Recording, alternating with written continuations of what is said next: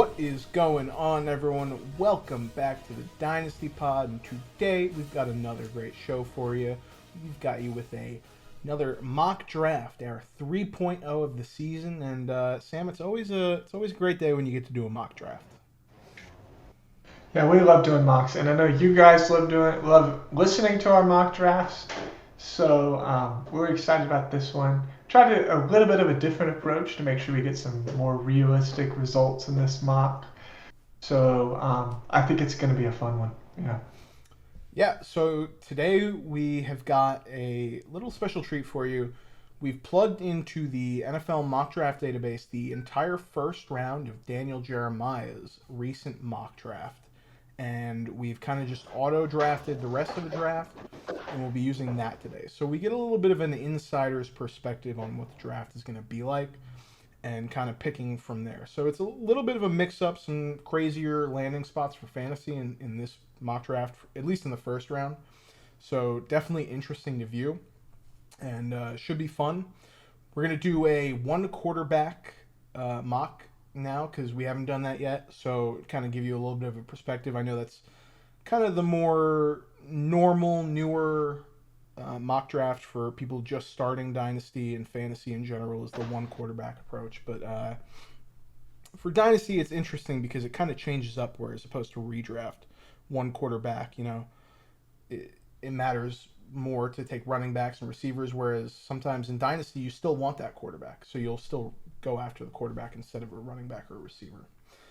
But without further ado, Sam, I'll let you have the number one pick here because I had it last time, and uh, Ah, and all right. I'll let you take it away. Yeah. So one QB is it's pretty interesting, right? I think you get to see a little bit more of the real value of quarterbacks compared to some of the other players. Because we'll actually have to make decisions about how far we want to let a quarterback drop before we take them and kind of what tier of player they would match up with. So I think it is helpful to kind of give you guys some insight on how we really feel about the quarterbacks instead of just taking them like four in the top six picks or something. So just because of the need in Superflex. So, but still, it actually makes the one-on-one even easier in one quarterback. I'm gonna go Bijan regardless of landing spot here. He did. So Daniel Jeremiah mocked him to the New England Patriots at pick 14. He said, Patriots don't think like every other franchise. I believe they could see Robinson as a valuable addition instead of a player at a non-premium position. That's just a quote from his mock draft.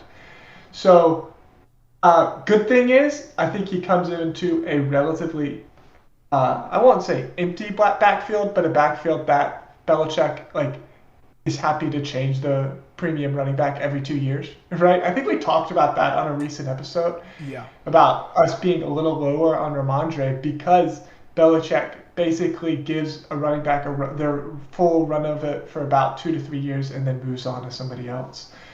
So I wouldn't. This is not a completely, off the wall pick to me, and I think that Ramondre would be basically a goal line back at this point.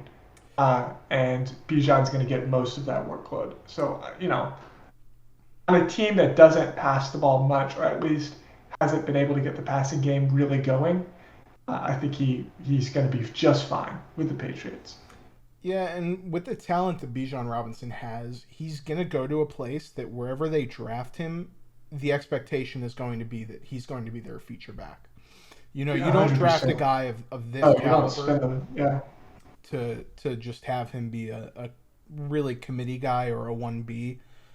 So he's going to get, I don't want to say the lion's share of the work with Ramondre there, but I mean, it's going to be enough to still put him into that top tier of running back that you It really might be have. a slower start, Yeah. just because I could see Belichick wanting him to prove himself a little bit first. Yep. But I think by the end of the year, it's going to be like Reese with Michael Carter. Ramondre will be somebody who's really not even getting that much work anymore. Yep. So now at the 102 here, I'm faced with a decision of do I take Jameer Gibbs, who is probably the 102 in a lot of one quarterback uh, rookie mocks, But he goes to the Panthers here, and they just signed Miles Sanders to a 4-year deal. And while I still think, yes, that's a good spot for him, he's not going to be fully hindered by Miles Sanders there. He doesn't project to me as the workhorse type back. He's, just under 200 pounds, a little bit smaller, going to be that receiving back. So I'm actually just going to go CJ Stroud here, who was the second quarterback off the board, goes to the Texans. And I think it's a good spot for him to kind of grow. I think having Stroud in Dynasty as a quarterback, he's going to be a safe player, going to get you good value there. Whereas Jahmyr Gibbs might not really pay off right away, or just kind of get stuck as the 1B to Miles Sanders in Carolina.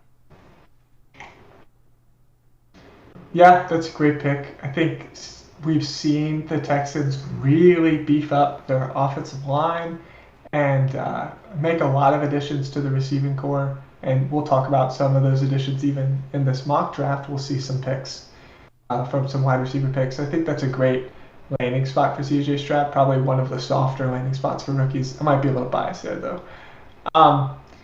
So for me, yeah, I think I agree with what you said about Gibbs. So I'm probably going to wait a little bit on Gibbs for the same reason. But for me, I'm going to go with mine, number one wide receiver, Jackson Smith-Njigba. In this mock draft, he lands with the Tennessee Titans. I think that Ryan Tannehill is still a very capable NFL quarterback.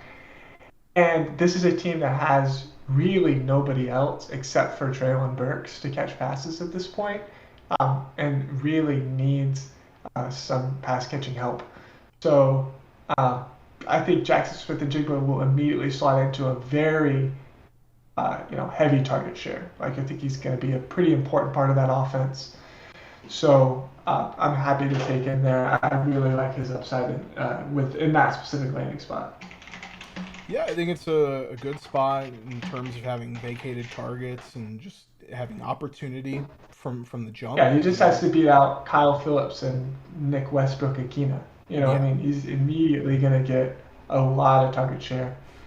Probably him, Burks, and Chigga Okonkwo being the main weapons. Yeah. And I think this is now the spot. I liked CJ Stroud a little bit better, just because I think a good spot there for him. But I'm going to go Gibbs here. Gibbs is a running back, ultimately just good value, to have him at the 104. So I think whereas most times you're going to see him 102, 103. But yeah, I'm going to go Gibbs here to the Panthers. I think it's a pretty good spot for him still. Yeah, I mean, I think we both believe that even if he doesn't step into an immediate workhorse back role, he can still be really, really productive. So yeah, no, I think that's still a good spot for him. I'm going to continue to wait on quarterback for me in a 1 QB mock draft. I'm probably not going to look quarterback until late first, maybe the second round. It's similar to redraft for me, where the quarterback value over a replacement player is a lot lower than some of the other positions. So I'm going to be looking outside quarterback still. Let's see. I see looking for the landing spots for some of these top receivers, and I see my number two receiver, Quentin Johnston, lands with the Buffalo Bills in this mock at 27. Which, I mean, we've heard them kind of maybe be mentioned in trade talks for DeAndre Hopkins. So clearly they're looking for that kind of player to be an X receiver opposite Stephon Diggs. And then, somebody like Khalil Shakir in the slot. So I obviously we know that the touchdown upside is always going to be limited for a receiver with the Bills because Josh Allen runs so many in the red zone. But I just love being in this high-powered offense. I think Stephon Diggs has really been I think he could stand to lose some of the targets as he gets older, yeah, I'm just happy to get what I think is a great receiver in a high-powered offense. Yeah, and I mean, when you already have a player that, is considered more of a a boom bust prospect as Quentin Johnson is being kind of looked at by some Yeah, people, exactly. including myself, why not go to a place that where if he does hit, he's going to hit big. So you're going to go to a really good For offense, sure. and yeah, And I like that pick a potentially lot. like take over for Stephon Diggs at some point, right? Yeah. Yeah, so now I'm here. My wide receiver 1 and 2 are both still on the board, and it's just a matter of if I like the spot better for or for Zay Flowers, who went to the Chargers at 21, or if I'm going to go with the talent of Jordan Addison at 20. So Jordan Addison's going to be behind DK Metcalf and Tyler Lockett, but Tyler Lockett's getting older. Zay Flowers steps into a pretty good position himself. Keenan Allen's getting old. Mike Williams, oftentimes can't stay healthy. So I think both of these guys, to me, I like both of them in a pretty good spot. I'm just gonna take Jordan Addison, knowing that Tyler Lockett sooner or later is Yeah, gonna kind of lose steam, and Jordan Addison's gonna step in there to be that number 2. And I think right now the way that Seahawks are kind of going in a trajectory, I like the way their team's building, and I'm not worried about what they're going to do at quarterback after Geno. I think they'll have a plan, they'll find an answer, and yeah, I'm going to take Addison here at 5. yeah, that's a great pick. That was probably going to be my 6. pick. I think that's one of the best possible landing spots for Jordan Addison because it's a team who's already shown they know how to use wide receiver of his stature. So yeah, I think that's a great spot. I'm probably going to go with the. Oh, I don't know. I agree. I love the Zay Flowers landing spot here. Um, I love Zay Flowers' talent, and I think he definitely could fit into a Keenan Allen type role. I actually think Keenan Allen's a really good potential comp for the type of player he could be. So I think landing with the Chargers there makes a ton of sense. He'd be a great target for Justin Herbert. I'm also thinking about running back just because, again, I kind of see these 1 QB mocks similar to how I'd see a redraft mock. So I'm looking for that running back talent, and I know it's going to go off the board early, but this is a deeper running back class, whereas the wide receiver class really kind of falls off pretty quickly. So for that reason, I am going to go Zay Flowers here. I think the landing spot is too good, and for Dynasty, I'm locking in potentially 8 to 10 years of what I think is a great player playing alongside a great quarterback. So I'm going to be locked in, hopefully, to solid fantasy production for a long, long time with Zay Flowers here. Yeah, I think really good spot there for Zay Flowers. Love the landing spot. Now, this kind of puts me in what I would say is a fairly easy position for me. My top 4 receivers are off the board. I'm not going to go quarterback just yet, even though Bryce Young is starting to get a little bit more tempting here. Sure, But I'm yeah, not. I agree. I'm not fully like as high as I know you are and some other people. But I'm gonna go Zach Charbonnet here to the Dolphins. I think it's Mm-hmm. just a juicy spot for him to where they don't have a running back like him. They have Wilson Yeah, and they Mostert. don't, not at all. They have a bunch of small guys. Yeah, so just a very different player that I'm sure they'll figure a way to scheme up because they always use the best of their players' talents and abilities. So really like Charbonnet's landing spot here, and I could potentially get a top 15, top 20 running back as a rookie coming in. So very much like that. Yeah, I mean, I think he's definitely the RB3 for both of us.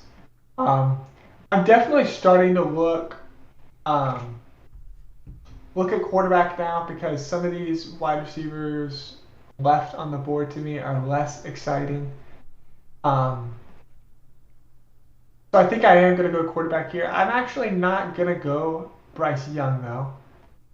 In this mock, he lands with the Panthers, which I think it's just going to be a little bit of a slower start at the landing spot, and we know that for fantasy, ultimately, like that rushing potential matters a lot.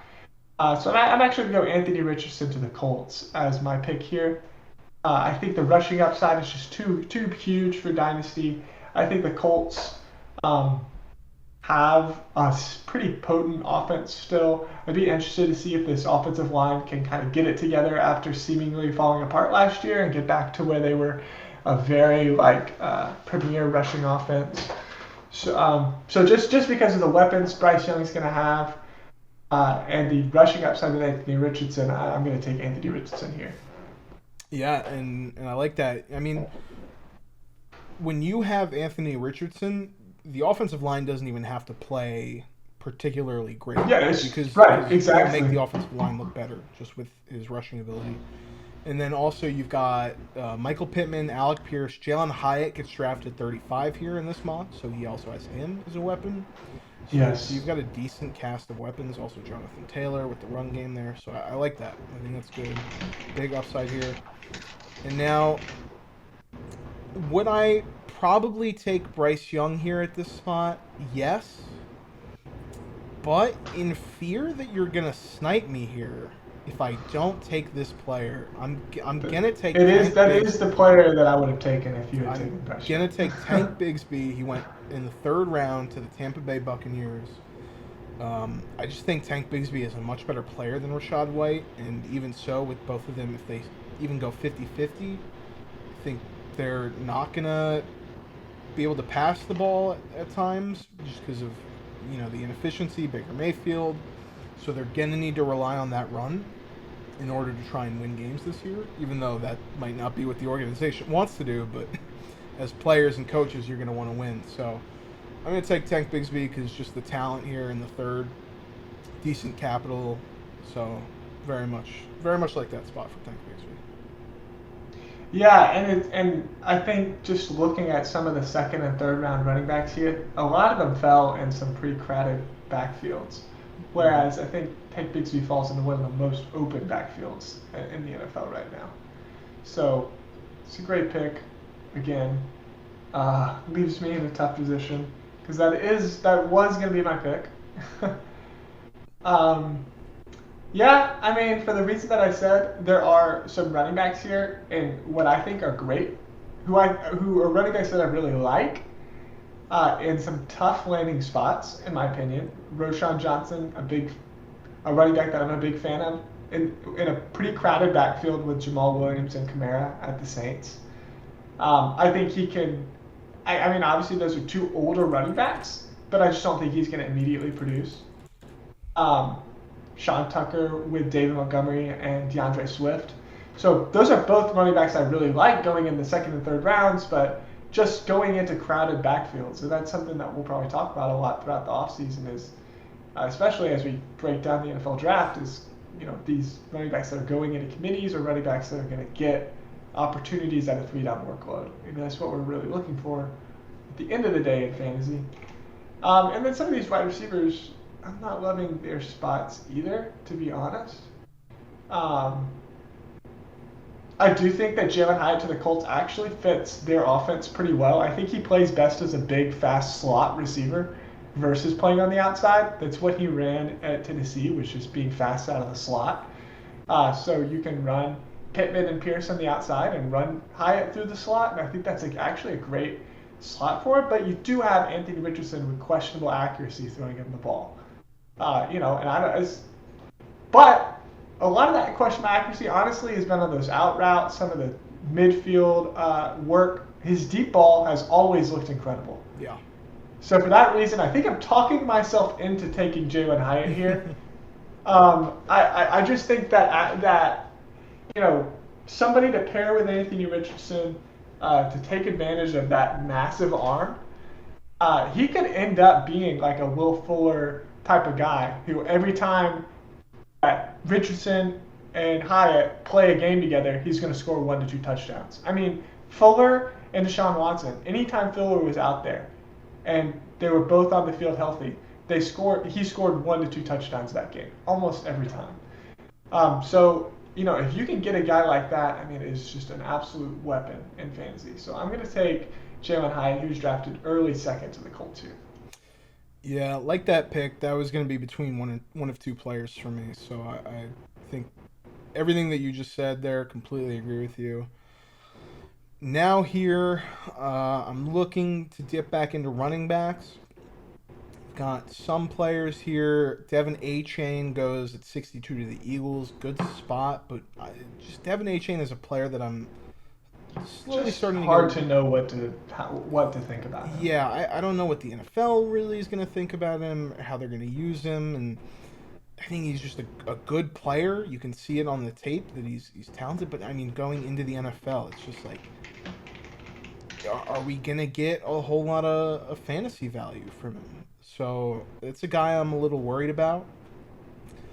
Um, you've got your guy, Sean Tucker, going to the Lions at 81. Not as high on him. So I'm definitely going to leave him for you to take at some point. But I'm going to go with my guy, my running back 5.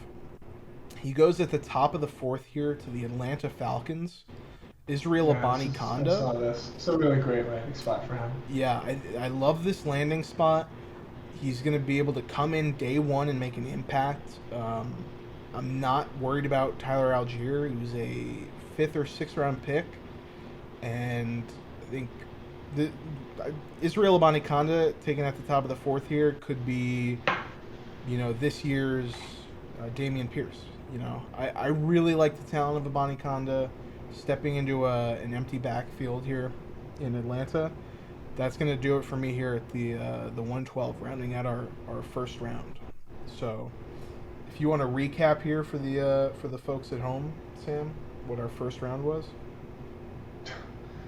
Uh, if I can remember them all. We'll Oh, see. I got it. I got it. Okay. I I got was it. like, I haven't been writing them down. All right. So, we've got Bijan Robinson at 1, C.J. Stroud at 2, Jackson Smith and Jigba at 3, Gibbs at 4, Quentin Johnston at 5, Jordan Addison at 6, Zay Flowers at 7, Charbonnet at 8, Richardson at 9, Bigsby at 10, Hyatt at 11, and Abani Konda at 12. Is there anything that surprises you on this list here, Sam? Um, Kind of looking back, well, I'd say a couple surprises. I'd say one, it feels early for CJ Stroud for me in a one QB. So looking back, that's one thought. But also like if you really really like one quarterback and one landing spot over others, you got to get your guy. Mm. And then the other one is just I don't think that anybody drafting right now or thinking about who they're going to pick right now, putting a mock draft together, is picking Abanikanda in the first round. So I think like that's pretty crazy, like that he ends up with a landing spot so advantageous that he might go in the first round of a one QB. Yeah. Yep. And Bryce Young has And not going in the first. not going in the Who's a lot of first people round. first quarterback. Yeah. So, and we'll do one more round here for you. We'll do 2 rounds today. So back up to you, Sam. The 201. Who you taking? Yeah, we just talked about him. I do think at this point I have to take Bryce Young. I don't think that any of the other quarterbacks drafted in the first round, Will Levis going to the Bucks and Hendon Hooker going to the Vikings. I'm probably not going to dip back into quarterback in the second round for one QB. I'll probably wait to the third to look at those guys. So I'm just going to go ahead and get potentially the best quarterback in this class, an ascending team with the Carolina Panthers who want to build around their quarterback. I think that even if they don't have the weapons today, they added Jahmyr Gibbs. So you're pairing two guys who have already seen a lot of time on the field together, give him a little bit of comfort, and they've brought in some veteran receivers as well. So I think just got to take the upside of a potential top 12 dynasty quarterback in Bryce Young. Yeah. All right. So next up here, I am going to take Josh Downs, wide receiver, goes to the New Orleans Saints at 40 here in the middle of the second. I think he's one of the best remaining draft capital for running backs and receivers. Yeah. For me, it was between him and Devin A-Chain just because of the capital being so good. And I think it's just overall a good player. He's going to go into New Orleans and instantly be the wide receiver 3 there. behind Olave and Michael Thomas. And then Michael Thomas signed a 1 year deal. So after this year, possibly going to be gone. So he's going to come in and be that too there. So I think just overall, just a solid player going to a solid landing spot. Yeah, I'm a big fan of Josh Downs. I've talked about it on this podcast. I think I've seen, Steve Smith's senior, also another big fan of Josh Downs, a guy who has played a very similar role to him. And I like, and I think he's a very good evaluator of wide receivers. So I think Josh Downs has potential to be very successful in the NFL. I think he comes into a team that maybe doesn't have the quarterback situation fully figured out. They picked up Derek Carr in the offseason, but certainly has a wide open wide receiver core, like you said. I think that he will very easily beat out Rashid Shaheed for that slot wide receiver position. Um, and then, like you said, Michael Thomas is probably going to be gone after that, leaving Olave and Downs potentially as the top two receivers in that wide receiver room. So yeah, for me, it's tough. Start to think about tight end. If I maybe want to take a tight end, we have first round tight ends Dalton Kincaid to the Commanders at 16, and Michael Mayer at 29 to the Saints. Just talked a little bit about what the Saints are going to look like.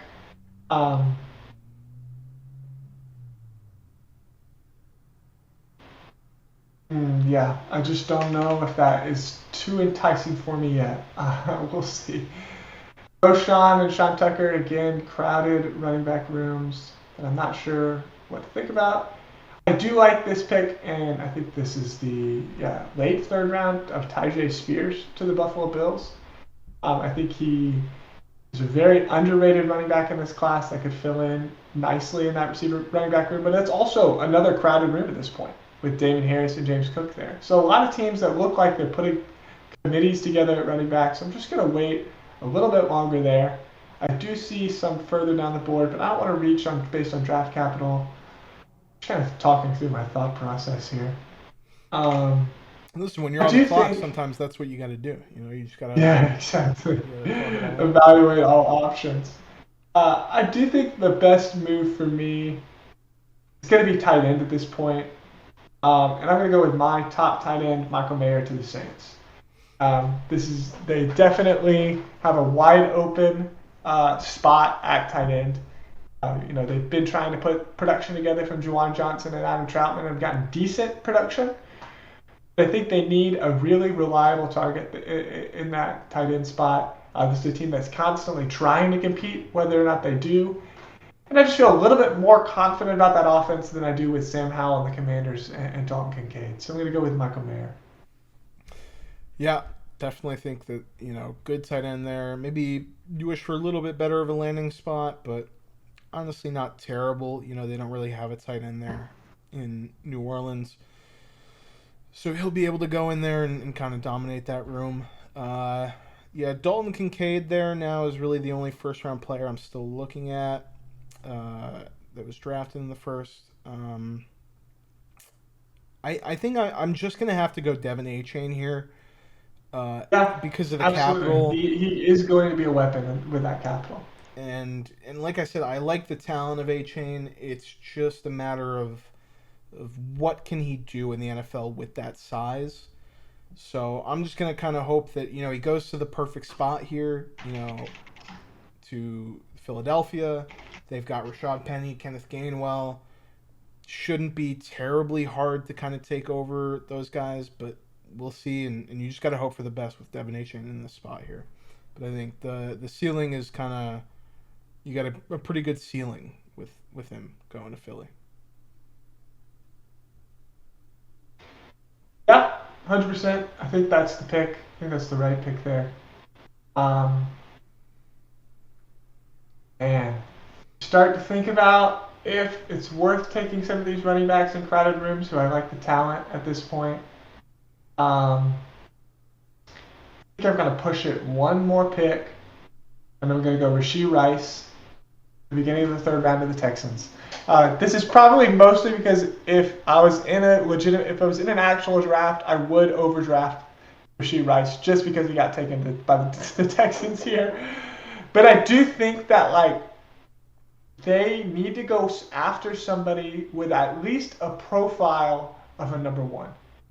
He dominated at SMU, absolutely dominated in college football. I mean, some of the most eye-popping stats that I think you'll see out of any of these prospects. He has the frame of an X receiver. He tested amazing at the combine. The biggest question is how is he going to fare against better competition? Because he did play at SMU, where he wasn't going up against quite the same competition. When he played in the Senior Bowl, it looked like he wasn't able to really continue to produce at that competition, but that is just a very, very, very, very small sample size. I think he fits really well into this wide receiver room. Rashee Rice has actually become kind of one of my favorite potential picks at this spot, like in the real NFL draft, because of how I think he pairs with your big contested catch type guy in Nico Collins and a great slot receiver in John Mechie. I think the Texans could potentially put together, a couple second-round picks and a third-round pick into a very capable, underrated wide receiver room. So, especially with C.J. Stroud, a very, very accurate quarterback throwing these guys passes, I'm going to go with the upside there in Rashee Rice. Yeah, and now back to me here at the 2-6, halfway through the second round. And it's kind of just staring me in the face here, Sam. You keep leaving me this value, and I think I've got to take it. I'm going to go Dalton Kincaid, tight end. I almost picked that over instead of Mayer. Yeah. So. Yeah. So I think the landing spot's tough, right? When we don't know the quarterback situation there, but we've seen what Logan Thomas can do. Yeah, in terms of the actual room he's going to, he's going to be their tight end one. He's probably going to be their third target if he can get ahead of Curtis Samuel. And whether it's going to result in a crazy amount of fantasy production, I don't know. But first-round draft capital, number one tight end taken off the board. Some of the other it's very similar to a Jahan Dotson situation, right? Where a first-round player picked by the Commanders falls into the mid-second. Yeah, so I think overall you just gonna, especially with some of the tight ends that I have ahead of him, going to whether it's draft capital a little bit later or going to worse situations, I'm still gonna take Kincaid here because he's a first round pick. Yep, makes sense. So where are we at in the draft right now? I'm just thinking. So at the 207. Okay, 207. I don't want to leave the draft without some of my guys. I'm making sure. I'll leave you Sean Tucker. I promise. That's the most concerning one to me, because of not only is it a crowded room, but the youth of that room with David Montgomery and DeAndre Swift. Mm-hmm. And actually, for that reason, I think the right pick for me is Roschon Johnson here. He went early third round, fifth running back off the board after Bijan, Gibbs, Charbonnet, and Devon Achane. Roschon Johnson is one of my favorite running backs in this class. And even though this is a somewhat crowded room with Jamal Williams and Kamara there, for one, Kamara is probably going to be out at the beginning of the season, meaning it's going to be Roschon and Jamal Williams. Additionally, Jamal Williams is not signed there for super long term. Kamara, potential to be somebody that they move on from in a couple of years. Contract for Jamal Williams voids in 2025, so they can move on from him by 2025. So I think that, and this is a guy who's been able to produce as the RB2 in a backfield, So I think, because he's the RB2 at Texas to Bijan. So I think this is somebody who could come in, play a very productive complementary role, and then potentially step into um, RB1 role, kind of like what we saw from Khalil Herbert at the Bears. I think this could be a Khalil Herbert 2.0 situation. So a little bit of a riskier pick, but the draft capital, early third round, fifth running back off the board, means that the Saints, in this case, are see more than just an RB3, right? That's kind of how I'm seeing it. Yeah, and for me, especially for Dynasty, once you get past, the 2-6 is really where it's felt like in recent years for me, is when you get past that 2-6, that's really when you start to take your guys. Because if Exactly. you don't Yeah. and you go with some of the more consensus picks, you'll start to reach. Whereas I remember I took De'Ami Brown a Yeah. couple years ago instead of Nico It's happened to me Collins. over and over again. Yeah, I took David Bell, I took Jerry and Davis Price, like guys I never heard of, were not my guys. You just take them because kind of the consensus or the draft capital or whatever. But especially since this is my guy, combined with the draft capital, I yeah. feel like you just got to go with what you think you saw on film. Yeah, and I'm gonna dip back into receiver here with my pick, and I'm looking at some of my guys that I still have left here. Cedric I Tillman. see one of your guys that's going to replace one of your other guys. Yeah, so I believe you're referring to Cedric Tillman taking I over am, Donovan yeah. Peoples-Jones. Yeah, If he's drafted there, I think he's going to take over for Donovan yeah, that Peoples-Jones. would be more than likely. With the recent news of Elijah Moore going there, it's a little bit more of a crowded room. Also, it's third round capital, which isn't far off from the guy I'm gonna take, who gets very early. Peoples-Jones was taken in the sixth, I believe. Yeah. So So very early capital, very early fourth capital here for Marvin Mims, who is the guy I'm going to take, goes to the Arizona sure. Cardinals. And I thought about that one. It's just tough for me because they already have so many small, fast guys in that room. yeah, I think that's fair. But with the I mean, that's way, going to be the case with everybody at this point. yeah, with the way you look at it for me, is DeAndre Hopkins most likely going to be gone. Already Yeah. talks are heating up about him getting traded, and I think a deal inevitably gets done. So you're going to be left with Marquise Brown and Yeah, Rondale Moore. Brown and Mims on the outside with Rondell Moore in the slot, I would Yeah, assume. and I think Mims is a really good. Even though he's 5'11", I think he's a really good player who can go get contested catches, and 5'11's not tiny. it's That's not, not it's not, it's not. But I it's think not Rondell Moore, no, no. So overall, I think just with the vacancy uh, of DeAndre Hopkins being there, he's gonna come in, he's gonna get work, and I think whether that be Kyler Murray at the start of the season or if he has to wait a little bit, it might be a little rockier. But I think just overall the player I really like, and we just talked about not reaching for other players, so this is one of my Yep, guys. that's what you got to do. One of the smallest offenses in the NFL at this point. They've got Kyler, Rondell Moore, Mims, and Marquise Brown out there. I believe also But Keontae Ingram, fairly small. and Keontae Ingram, a Yeah, very just tiny offense. But going after speed, you got guys like Rondell Moore, pew pew pew, run fast. shots. You remember did you see that Jonathan Cannon video? Yeah. Oh my Speed. gosh. Speed. Very shades of Nick Sirianni from his opening press Who ended conference. up being an okay coach, so like Who knows? maybe we won't judge him too hard for that. Uh, yeah, okay. Let's see. Running back. There is a running back that I like a little bit further down. Like I said, I love Sean Tucker. It's a tough spot. It's a tough landing spot, especially with him just signed David Montgomery, who's pretty young, and DeAndre Swift. I'm not gonna lie. DeAndre Swift, better prospect, probably does everything that Sean Tucker does better than Sean Tucker. But DeAndre Swift has struggled with the Lions, so it's possible that if they go after Sean Tucker, it's going after somebody to work to at least compete with DeAndre Swift, right? Somebody to challenge Swift, give him a reason to play a little bit harder. So you can see potential upside there. And I said Tyjae Spears, another crowded room.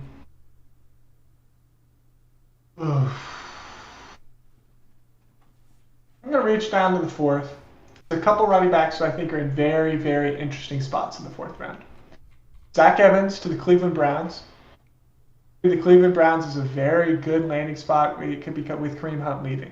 They're going to want a guy to come in and be a compliment to Nick Chubb.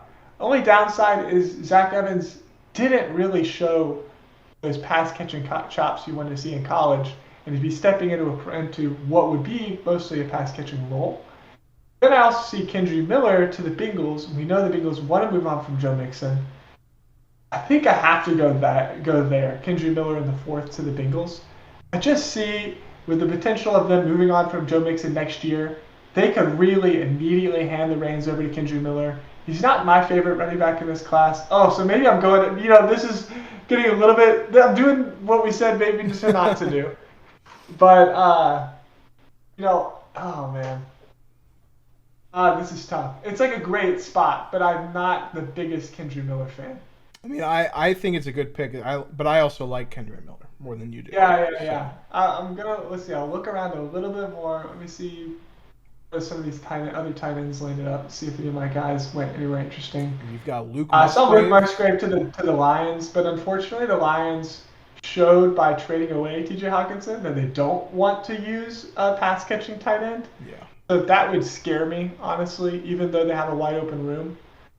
And their receiving core is crowded, as it is, Yeah, exactly. And they already have a ton of, especially in this. Yeah, it's a crowded receiving core. Darnell Washington of the Packers, interesting, but we've kind of talked about why we're a little down on Darnell Washington. My guy Tucker Kraft goes in the third to the Browns. Yeah. Okay. So, you know what? I'm not gonna go Kendre Miller just because I think it's a little too early to be pressured into a guy that's not necessarily my guy, and I'm just gonna follow the draft capital on Sean Tucker.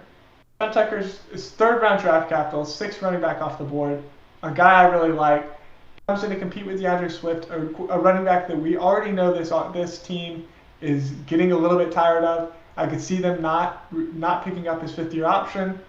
Him moving on after 4 years. He probably doesn't have a 5th-year option because he didn't get drafted in the first. Yeah. So I could see them just moving on from him after the rookie contract, and just making that backfield David Montgomery and Sean Tucker, which, like we saw with the Bears, Khalil Herbert was very, very easily able to take away work from David Montgomery. So, you can see a path towards a productive role if Sean Tucker has the talent that we think. I'll say the reason I've let him drop a little bit more is I'm starting to get worried about this medical exclusion that's been rumored with him. So he didn't test in the combine because the NFL didn't let him test in the combine because of a medical exclusion. He also didn't test at Syracuse's pro day for that same reason. He released a Twitter video showing his combine training, which was really before the NFL probably would have uncovered this medical exclusion. Also, he would have been allowed to train, obviously, and do things. So it's something that he can still play to the best of his ability, but the NFL doesn't want to bring him in. I'm on it. To be honest, I'm worried it's a heart issue. Mm-hmm. I'm worried there's some kind of heart issue that they've uncovered. They're scared by the Damar Hamlin situation, and the NFL is not letting him compete because of liability issues. This is something that we'll see uncovered throughout the draft process. Yeah. And so, in my opinion, if he gets third-round capital, that means that NFL teams don't think his medicals are a big deal. So I just wanted to make that clear because that is something that's been coming up, and I think it's important to think about with Sean Tucker. So. Yeah, I think you make a really good point there. So something to keep an eye on. But I'm sure, something like that will eventually get out before the draft or after the draft. If he slips, we'll find out why. So before at least be able to know. Drafts. It's like Justin Ross, right? Like we didn't know how big of a deal it was with the spine issue. He dropped all the way to be an undrafted free agent.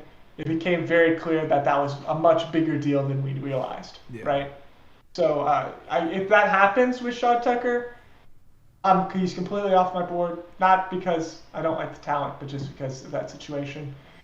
But Yeah. again, going in the third round here, I'm taking that as teams are confident that he can play. So Yep. All right. So with my second to last pick here at the 210, I think I got to do it. It's been a pattern so far in these past two rounds. I've been the guy just following behind you, picking up the value, and I'm gonna do that here. 210 Will Levis goes in sure. Daniel Jeremiah's mock. He falls to number 19 overall to the Tampa Bay Buccaneers, and he's going to be going to a spot that has Chris Godwin, Mike Evans, Tank Bigsby, Rashad White. Um, so it's not a terrible group of weapons around him. And I think just overall, this is a player that, he's got some talent. He's got, I would say, pretty big upside. So at the 210 here, I'm gonna take a dart throw on Levis. Yeah, that's a good call. I think it's fair to say that there's a lot of guys that we like left on this board, but once they're kind of outside of that third round draft capital, you just have to be realistic that the hit rate is going to be lower. So it's probably ideal to leave those guys for the third round. Some fourth round guys I would love to pick because they're just my guys. Or some fourth round guys, I mean. But I'm going to follow in your footsteps here. I think I'm hit the Vikings draft Hendon Hooker with first round draft capital here as a potential replacement for Kirk Cousins. You and I both loved Hendon Hooker's tape. I think he's an older prospect. He's coming off an injury, but he can obviously sit behind Kirk Cousins here and then potentially come into one of the most dynamic passing offenses in the NFL. So I love Hendon Hooker there. I think I might have even been willing to take him over Will Levis. So that's going to be my last pick. And then after your pick, maybe I'll mention a couple guys that I thought were kind of tempting me left in the draft here. Yeah, and so here at the end of the second round, I'm gonna do something that I normally don't do, just for the sake of being a little bit different, not always going with the same player, you know. And I'll talk about some of the guys still left here going into the Sure. third if we were to do another round. But I'm going to take Darnell Washington, who goes in the second to the Green Bay Packers. And I think it's a very interesting spot in terms of landing spots for him. He gets decent capital. Uh, I probably would take a guy like Luke Musgrave over him. But like you said, the Lions have kind of made it clear that they don't really need a tight end in their offense. They're Yeah. fine without it. Darnell Washington goes to a spot where who's the other guys catching the balls there? You got Christian Watson and Romeo Dubs, and that's it. Right. So even if it is catching passes from Jordan Love, I think overall a very interesting player that normally I wouldn't draft. So mock drafts are where you kind of got to spice it up and do something different. So that's what I'm going to do here and take Big O. Yeah, great pick. Yeah, I like that.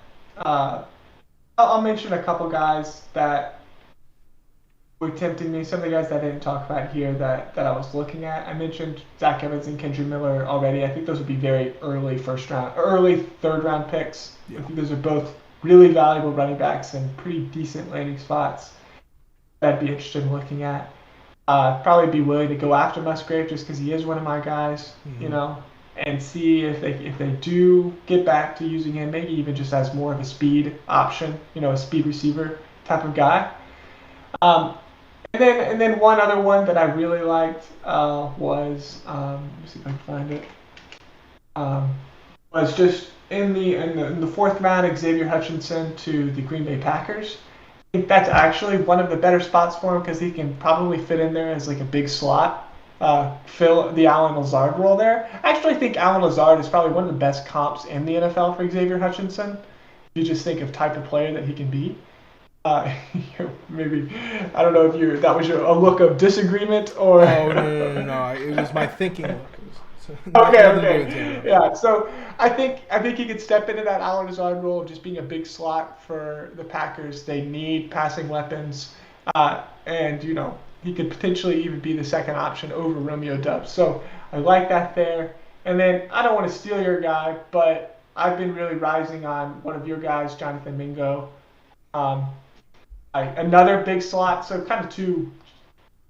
This draft is full of slots. Is the thing. Like Yeah. even the tall guys are slots, Hmm. right? Yeah. like even the big guys like I Xavier mean, Hutchinson JSN and is one of the top Mingo projected and guys going this year.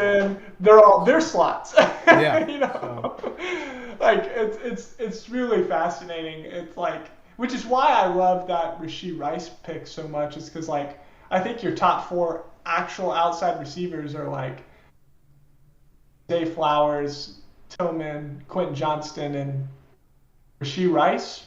Maybe Mims, maybe Mims is kind of in that same tier as Rice. There's not a lot of Yeah. outside guys in this draft, right? Um, but Jonathan Mingo, I think he's such a Patriots type player. Hmm. Like I feel like he would be such a good fit in a Patriots offense. Just that big, reliable slot player. Like doesn't have to be too fast, but super athletic. And the thing is, he has decent speed. You don't really see it. I don't like see it as much on tape, but he showed at the combine that he has the speed when needed. So I think that would be a great spot for him in a pretty fair like receiving room. Sorry if I kind of stole one of yours.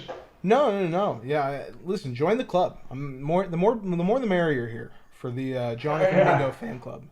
I think I'm starting to see a lot more people kind of warm up to him. He was a later buzz prospect that people are starting to get tape on and watch and evaluate, and his name's coming up more. So I'm very happy to see that. Some of the guys here left. Obviously, Cedric Tillman goes 74 to the Browns, and I was thinking before when I made that face, it was because I was trying to figure out if this was the pick that they got from the Jets, and I believe it Oh was. yeah. I know they have back-to-back picks now. Yeah, so I think that this was the pick they got. That is good. He's going to be in a battle with one of your guys, but I think I mean, as much as you love DPJ, I think Cedric Tillman's better than Yeah, DPJ. I So I agree. think, yeah. So I think that would be a good spot for him. Yeah, another guy, Tyler Scott, goes right after Yes, him to the yes. Falcons. Very open Yeah, like room. I'm hesitant about that passing offense, but absolutely wide open receiver room though. Yeah. Uh, Jaden Reed is another guy, receiver in the third round, goes to the Chiefs. I think a solid player. And then I mean, whenever a receiver gets drafted to the Chiefs, you got to talk about him a little bit, just because of that that kind of upside that brings with it. Um, you talked about some of these running backs in the fourth that I like Evans and Miller. And Hmm. I think the last guy really that I want to talk about, another receiver, or even two more receivers. Puka Nakua goes in the fourth I saw here that to the the Jaguars. Jags. Yeah, I think this is Yeah, the Jags need receiving options. one of the earliest instances of draft capital I've seen for him so far. So I like the Fourth player. round. I think it's a Yeah. crowded room in terms of just players overall, but I like the player. And then Andre Iosivez is a another guy. He goes to the fifth round for the Minnesota Vikings. Just a player Hmm. overall that I really like. You want to talk about perimeter guys? This is one of those big Yeah, perimeter yeah, guys he's one of those in options. this Yeah, class. And I think just overall that team. not a lot of them. So Yeah, I think guys like Andre Yosibis are going to go earlier than we might expect because of that. yeah, completely agree. So that'll probably Is just Puka about do Nacua, is it. he a slot too? He is, isn't he? Yeah, but that's gonna do it Oh my here gosh. for me. I've pretty much talked about all of the guys that I like. Awesome. Great draft. I So love that. yeah, very fun draft. Thank you guys for tuning in and watching. If you've gotten to the end here, you clearly like our content. You like listening to us talk and ramble on. So like, follow, leave a comment, review, do all that fun stuff for us, please. It helps us spread and get out to other people who really like Dynasty content. And that's really what we're trying to do here is just trying to get some good entertainment to people who also enjoy what we like. And you can also find us on Twitter, the Dynasty Pod, at the Dynasty Pod FF. So follow us there. Comment. Do whatever. I'm always on Twitter looking, so there'll always be interaction there. And also call in for a voicemail. You know, we like to listen to Yeah. voicemails and Well, if and you we guys can have answer your questions. question So live in that case. Sam, Call us at I always throw to you. I don't know. yeah. So what I'll you got give the number? the number